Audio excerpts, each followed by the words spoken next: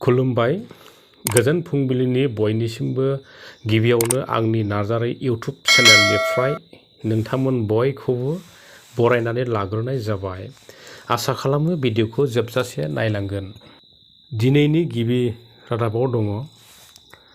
नोंथांमोना जानो हागौ ससियेल मिडियाफ्राव नुखाबाय आरो खोनाखाबाय।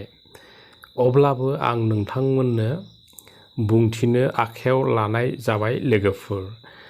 नोंथांमोना मिथिखाबाय जे बांगुला फिल्म प्रडाक्शननि बेनारजों दिहुनजानो गोनां फैला MCLA मुंनि बर' सावथुना माखासे समफोरनि सिगांनिफ्रायनो शुटिंआ सोलिगासिनो दं आरो बिनिनो माखासे आद्रा थाबावनाय शुटिंफ्रा मैयानिफ्राय शुटिं खालामजानायखौ खौराङाव मिथिनाय जादों।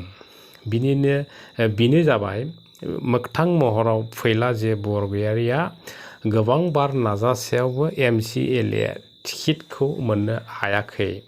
नाथाय फैला जे बरगयारिया मैयानि समाव MCLA टिकेट मोननानै मैयानिफ्राय मानगोनां रायजो राजाफोरनियाव भट केम्पिं एबा गावनो भट होना खावलायबायनायखौ ससियेल मिडियानि गेजेरजों नुनो मोननाय जादों। नाथाय बेयो मोगथां महराव नङा, फैला MCLA बर' सावथुननिसो होनना खौराङाव मिथिनाय जादों। अब्ला लोगोफोर, जों बयबो समनि उनाव नेनानै थादिनि फैला MCLA मुंनि बर' सावथुनखौ नायनो थाखै। नैथि खौरां।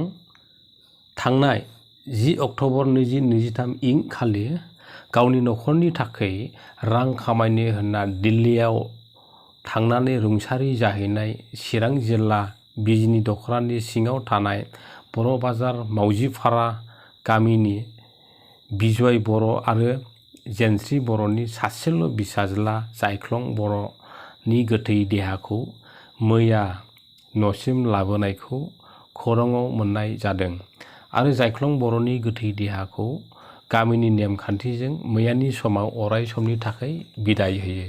मख'नो गोनांदि जायख्लं बर'नि गोथै देहाखौ बिजनी दख'रा आबसुनि खावलायनायाव दिल्ली दालाइ आबसुनि मददजों न'सिम लाबोनो हानायखौ खौराङाव मिथिनाय जादों। लोगोसेनो मैयानि बिदाय फोरबोआव बिजनी दख'रा आबसुआ नखरजों लोगोसे दुखुनि बाहागो लाहैफानानै दुखुथिया नखरनो सोलिफु बिटिआर सरकारनिसिम सारादु खुंनो आरो थालांनाय नखरनो एसे राङारि मदद होनो खावलायनायजों लोगोसेनो बै रुंसारि जायख्लं बर' बादिनो गोबां गावनि आंगो नखर आरो आंगो गामिखौ नागारना गुबुन जायगायाव कम्पानिफ्राव दाब स्टेटफ्राव रेल गाखोनानै थांग्रा बर'फोरखौ साबधान होनायखौ नुनो मोन्दों।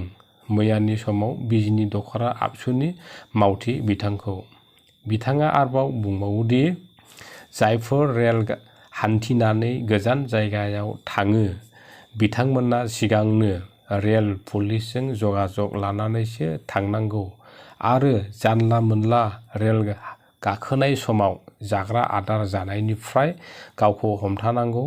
लोगोसेनो नोंथांनि थाखाय माबा बिसेस उसुबिदा जायोब्ला रेल डाब्बायाव थानाय टल फ्रि नाम्बाराव फन खालामनांगौ होनना आबसुनि मावथि बिथाङा बयखौबो खौरांनि गेजेरजों खावलायहरनायखौ खौराङाव नुनो मोननाय जादों। बेजों लोगोसे नोंथांखौ हामबाय होनदों भिडिअखौ जोबजासे नायनायनि थाखाय। आरो नोंथाङा जुदि भिडिअखौ नायनानै मोजां मोनदों अब्ला भिडिअखौ लाइक, कमेन्ट आरो शेयार खालामनो गुरैयै खावलायनाय जाबाय।